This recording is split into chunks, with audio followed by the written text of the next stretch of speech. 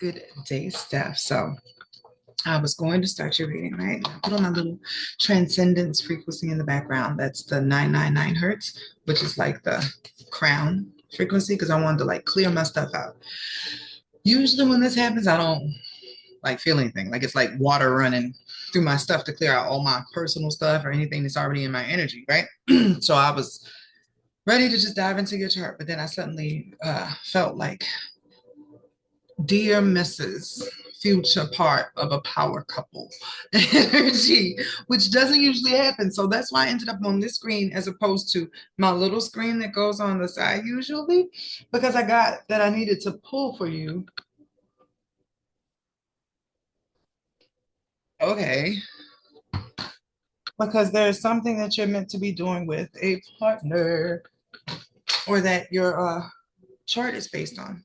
You doing with a partner, which makes sense because you have a Capricorn rising at the 19th degree. The 19th degree is a Libra degree. That's partnership, that's contracts, that's working together in balance. Two people with two different skill sets coming together to create something that is a whole, right? So, and that is strange because that was the message that came through, but it started with I was thinking about providers or some like guys having to be providers in relationships. But I'm like, does a guy ever want to hear that? Like, I will be the one to pay for your lifestyle and you will just take care of that.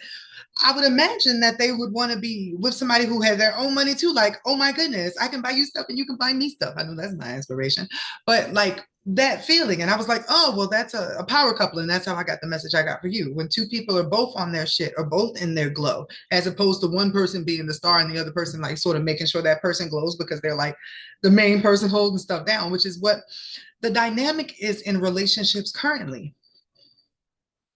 Somebody looking to latch onto somebody who has a glow so that their life can be a little bit better. And that's not the way this is supposed to work. So keep all of this in mind because it has something to do with your reading. Just know that you are in the right place or the right connection when you're with somebody who has their own glow going on and y'all find a way to make something together and it just go boom, like extra from there. So let me see what these cards say. I'm going to use the archetype decks because this is like personified traits of a person. What does Steph need to know from this deck? What does Steph need to know? This deck got jammed up. Maybe a person got jammed up. Yes, it is that stupid and that literate or that literal every time. Okay, your person got jammed up, but it's because you got jammed up or they got jammed up with a trickster. Like, let me hold this. Maybe this will be my thumbnail. Maybe I'll get lucky. But you got jammed up with a trickster, baby. Well, they did. They got messed up. They got thrown off. Of course, with just a little light. So the energy now at the beginning of that is night. This is like knight in shining armor, but it's more so like the knight that wants to come into town. And I just saved a picture of like Guinevere. I think she was knight in Lancelot. That's what this is giving for me. So there's a romantic interest. Somebody who was already supposed to be a part of your storyline. Just know I'm being like extra serious when I start with the British. That feels like official. Like, you know, people who write in cursive and you're like, ooh, that's so serious. That's how I feel about like speaking in British. Can I say in British?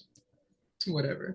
So this person's a writer, but a reader, a learner, somebody who goes against the grain, somebody who ignites you in your own passions. Like if you felt strongly about a cause and they felt strongly about that cause, suddenly you guys are both like, yeah, we need to fight the power.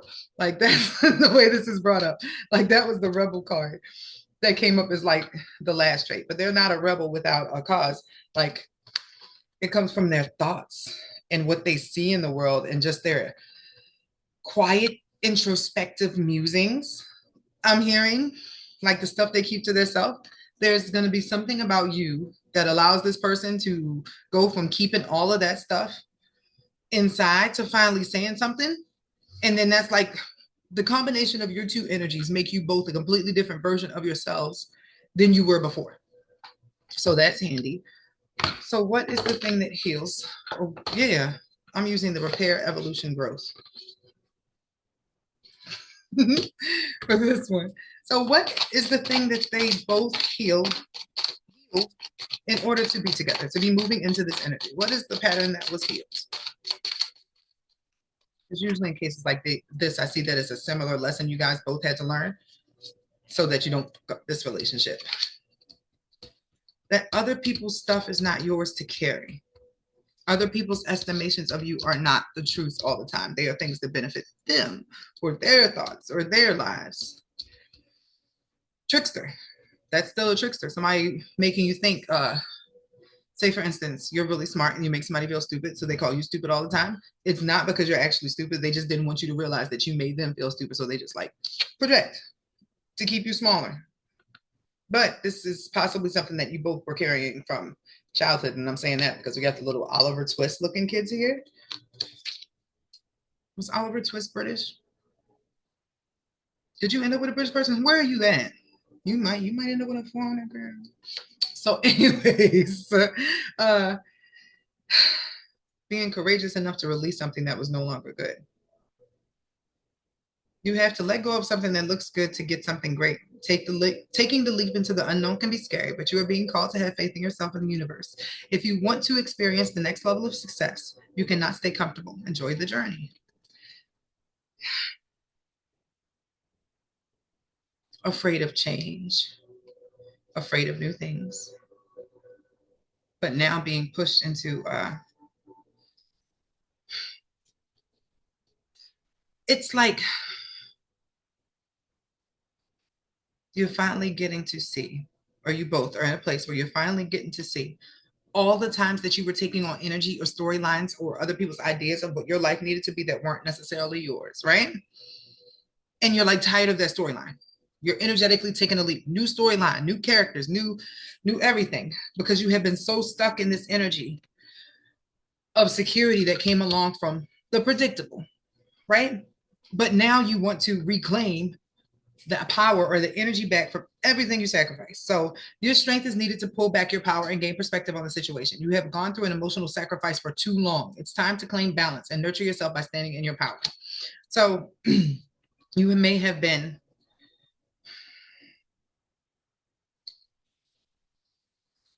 pacifying a situation yourself or somebody else in a situation that you knew wasn't working for a long time because you were afraid of change. And it seems like both of you guys, like you knew it wasn't working, you knew it wasn't going where you needed to go, but you were still there because you were hoping like something would turn around and make it like it was in the beginning. It was not. But there was also some addiction that was fueling this along. And this could be an emotional addiction, like a savior complex. If during childhood the only way that you felt loved is when you were needed to help somebody like bandage something, then falling in love with somebody who always needs a band-aid is going to be what feels like the right thing to you. That's an addiction. That's what this feels like. It was a pattern that was just running in the background that you both had to realize. Self-sacrifice is not love. Oh, that goes back to what I was saying in the beginning about the provider thing too. Like just having somebody like work all the time just so you can stay home and be cute and stuff is not, in my mind, a sign of love. It's one thing if you're out and you make more money than me. Okay, whoo, fabulous. But I should still be doing something with my time and not taking for granted your time, your work, your effort, your energy. If anything, you're gonna come home and get some like little special stuff I made if I was like broke. You know what I mean? If whatever I came up with wasn't making much money yet. But it's still the effort behind trying to match somebody's energy so that you're not pulling on their energy. And it feels like you were both in situations where y'all learned what it felt like to be with somebody who was pulling on your energy. Maybe this was a time, this isolation period that you're both going through right now was a time for you to start appreciating your energy, feeling what you feel like when you're alone, when that person isn't tugging in on it all the time, or becoming, ooh,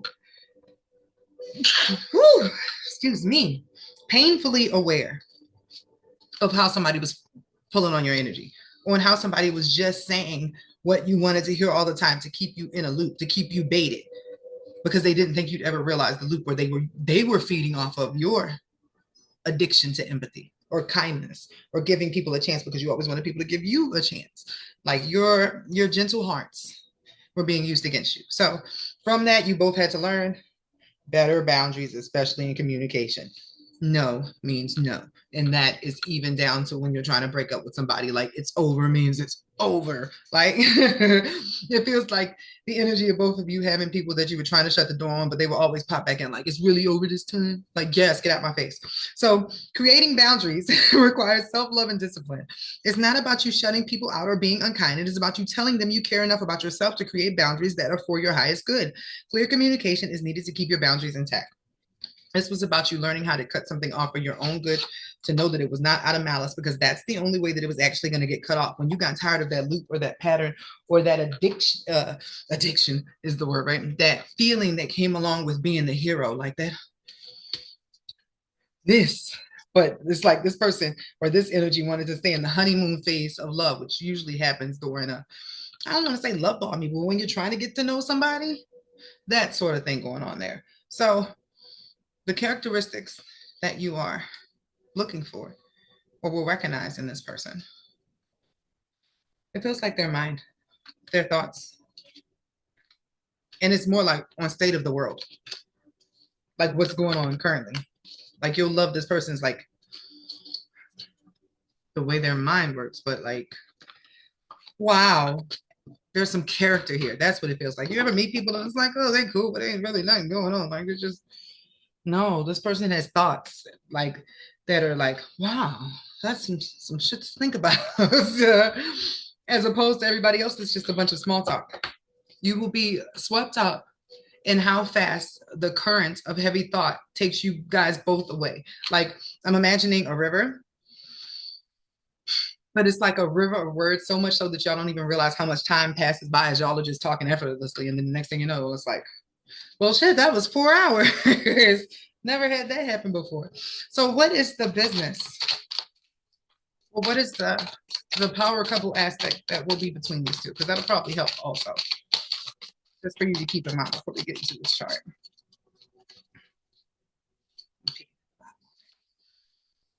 To be unexpected. Completely unexpected. Different things that are out of your control or his control that happens in his life. Maybe you guys both have separate jobs and something happens with one of the jobs and then you're like, wow, I have to think of something else. But now that I have the time to think of something else, I don't want to do anything that doesn't align with my purpose or anything that I give several years to that doesn't amount to what I wanted it. Like this is my legacy if I got to start again. This feels like the legacy business, which is the sign of Capricorn. So designer, I love that. Look. But that definitely means your creative skills off top. I'm going to read the bottom because it might mean something significant to you. Uh, you're being called to tune into your individuality and express yourself.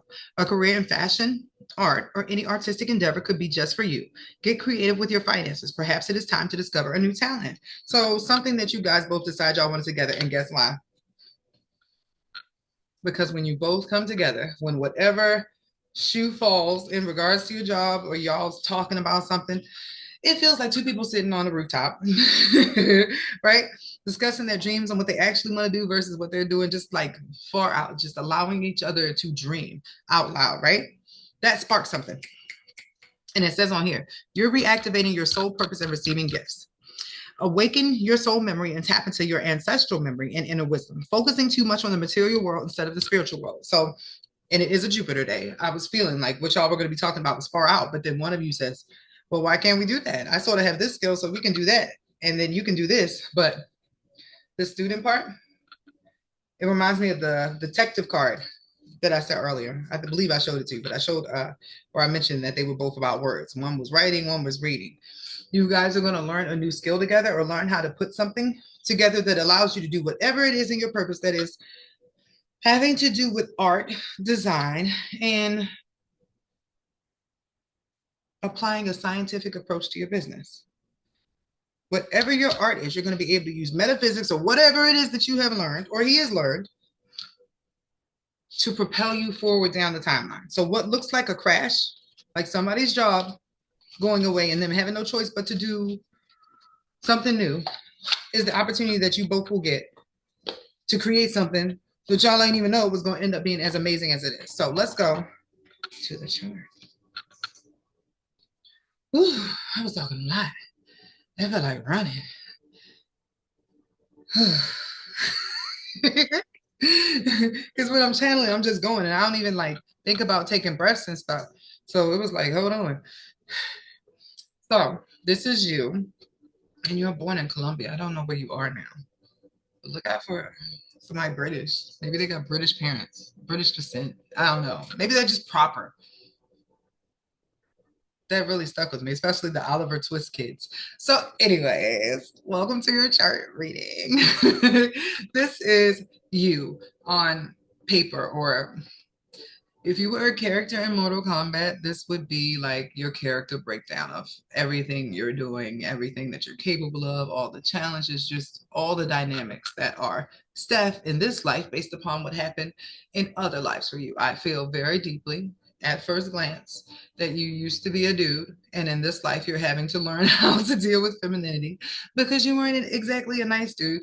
And by that I mean finances were more important to you than feelings. So in this life, you're having to learn how to balance out those feelings. How are you going to do that? Through your Saturn. Your Saturn is at the 19th degree, which means Saturn rules your chart. You already had Capricorn uh, ruling your chart. So you have it double, like you have to do this. And you just had your Saturn return. So if stuff fell apart during that time, it was to move all the wrong people out the way. You see this Venus? That's a love contract. That's ruled by Libra, right? At the 14th degree. Things that are at the same degree, just like your Saturn being at the 19th degree and your rising being at the same degree, funnel into the same circuit. Your Venus, which is your value, your hand in marriage too, is connected to your Mars, which is in the seventh house, which is ruled by what? Libra. All the stuff I'm seeing here has to do with you coming into union right here, you at the first degree of self. Also at the first degree, you have your logos, which is your connection to God, which you shut off at one point. You weren't listening in a different lifetime. But luckily for you, in this lifetime, you wanted your big turning point, which is what this phallus is, to be clearing out your old debt that you had from not being a good person on a regular basis. It looks like this is money, money, money, money. Not worried about the emotional aspects. Being too grounded in earth that you forgot the spiritual. So in this life, you were meant to be pushed towards the spiritual a lot more. Like you went through a lot of events in your day-to-day basis at the hands of the family that you grew up with that were meant to put you in a position to, do I want to say come to God moment? I guess that's the way to put it. It's a come to God moment. So you have your series, which is your nurturing care at the eighth degree, and your part of fortune at the eighth degree. This one's in the house of Libra. This one is in the sign of Libra. The eighth degree means being somebody's pet. And I know that's such a messed up way to say it, but you are absolutely paired with somebody already. The big turning point that you have is in yourself and the way that you think, because 13th degree, your mind, your masculine mind, your mind was very reptilian, more logic than emotion, more skepticism than faith. All of that was supposed to be flipped in this lifetime as you moved away from the family that you grew up with, right? That sort of babied you or coddled you or wouldn't let you grow up into your career, where you kind of become somebody who's well known for something. I felt like the word was heavyweight in my head, but it's that Scorpio energy that I'm seeing over there.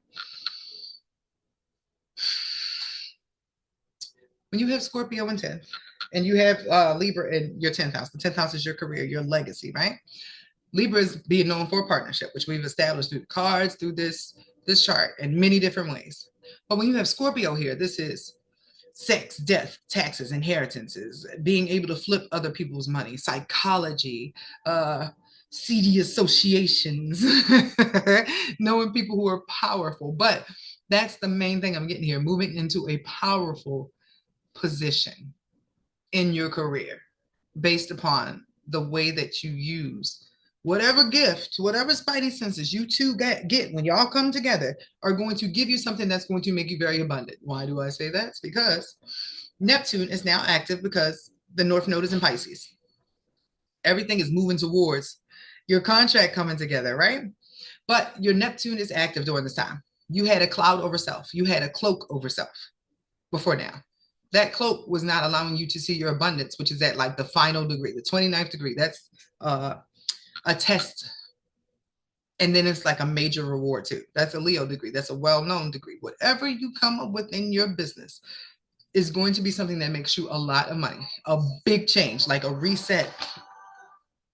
and all the money that you lost or were kept out of in this life because of who you were at the other times, like how you act where you would do. So not only do you have to be a girl, but you have to be like poor in the beginning, which is why the Saturn is in your second house, so that you can learn to live without money, so that when you get it, you're never willing to compromise your character to keep it, which seems to be really important here. So your partner and you are going to be like two peas in a pod, creating something that is pulling you both out of the hole. You have so many retrogrades, right? But this is about moving away from family and just the home that you create and hoarding stuff at home to going out into the world and being a contributor. That rebel energy is coming up again. Maybe because you have Pluto in the 11th house, which means your transformation is meant to be seen and connected to you connecting with a particular group of people, maybe something technological, something that you do for like a humanitarian cause, standing up and being the voice for a particular group of people could be the case too, because you have Jupiter in the 11th house, which means like you have a large group of people that will be following what you're saying or what you're writing. Whatever you're putting out there, the more you share it, it's gonna spread because it's healing in some way, shape, or form. What can I see? No, I can't see what the job is because it's something that has to come up organically in your conversation, is what I just got. So these everything that's a 0 degree has limitless potential. You are just starting again together. This is your time to have a new family together, to balance it out, to not have that old stuff weighing you down.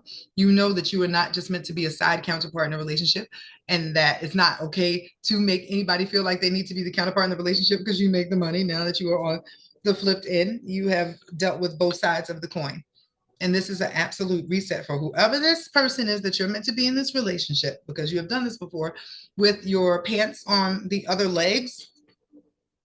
I don't think that's the same, but I thought it would work in that moment. Now I'm not so sure. With you not wearing the pants. Now that you know what it's like to be on the other end because you've been in a relationship where somebody made you feel less than, you can go back and give all the love and the care to the person who was there for you in the other lifetime when you was acting up, just acting up. So have a good day and thank you for your patience. I was looking for the button like, hold on.